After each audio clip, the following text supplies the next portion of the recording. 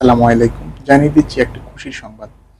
বিশেষ করে কুয়েতে যারা আসার এতদিন অপেক্ষায় আছেন, বিশেষ করে যারা সৌদি আছেন, দুবাই আছেন, কাতার আছেন, ওমান আছেন, বাহরাইন আছেন।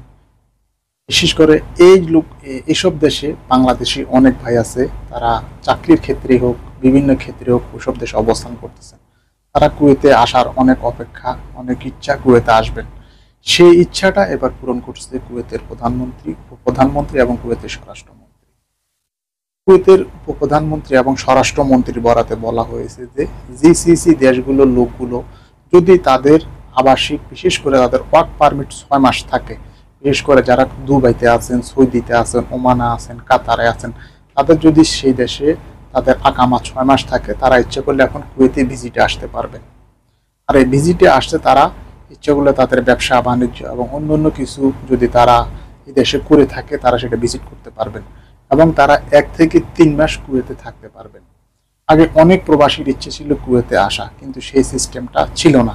এখন ইচ্ছা করলে আপনি সৌদি, দুবাই, কাতার, ওমান, বাহরাইন থেকে এবং বাংলাদেশ থেকেও আপনি ইচ্ছা করলে কুয়েতে আসতে পারবেন, ভিজিটে আসতে পারবেন।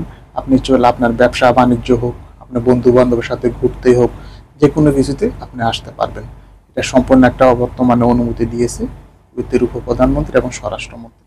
নিঃসন্দেহে এটা একটা খুশির খবর। অবশ্যই আপনারা যারা আপনাদের বন্ধু বান্ধব বিভিন্ন দেশে আছে, বাংলাদেশিরা সৌদি, দুবাই, কাতার, ওমান, তারা এখন আপনাদের সাথে দেখা করতে পারবে।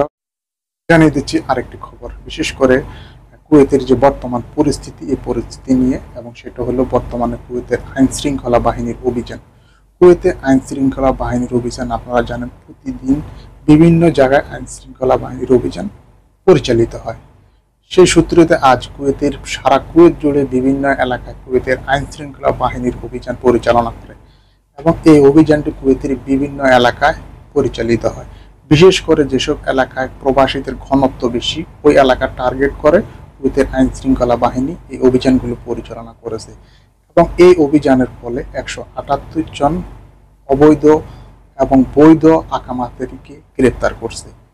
বিশেষ করে যারা শ্রম আইন, আকামা আইন এবং অন্যান্য অপরাধের সাথে সংযুক্ত বিভিন্ন লোককে মোট 178 জনকে গ্রেপ্তার করছে। তবে তারা কোন কারণে গ্রেপ্তার হয়েছে, তাদের কি অপরাধ সেটা উল্লেখ করা হয়নি। তারা বিভিন্ন অপরাধী সংযুক্ত, এই কারণে তাদেরকে গ্রেপ্তার করা হয়েছে এবং তারা কোন দেশের কতজন নাগরিক সেটা উল্লেখ করা হয়নি। তাই বর্তমানে কুয়েতের যে কোনো জায়গায় আপনারা বসবাস করেন, অবশ্যই সিভিল আইডি থাকবেন, কাজ করবেন, বৈধভাবে থাকার চেষ্টা করবেন, নিজে সচেতন হবেন, অন্যকে সচেতন করার চেষ্টা করবেন। ভিডিওটি যদি আপনাদের ভালো লেগে থাকে, অবশ্যই আপনারা লাইক, কমেন্টস করে পাশে থাকবেন এবং শেয়ার করে দিবেন অন্য প্রবাসী ভাইরা যেন উপকৃত হয়। এবং আমাকে আমার ফেসবুক পেজ থেকে যদি আমার ভিডিওগুলো দেখেন, অবশ্যই ফেসবুক পেজ ফলো দিবেন, আর ইউটিউব থেকে দেখলে অবশ্যই ইউটিউব পেজটি সাবস্ক্রাইব করে রাখবেন।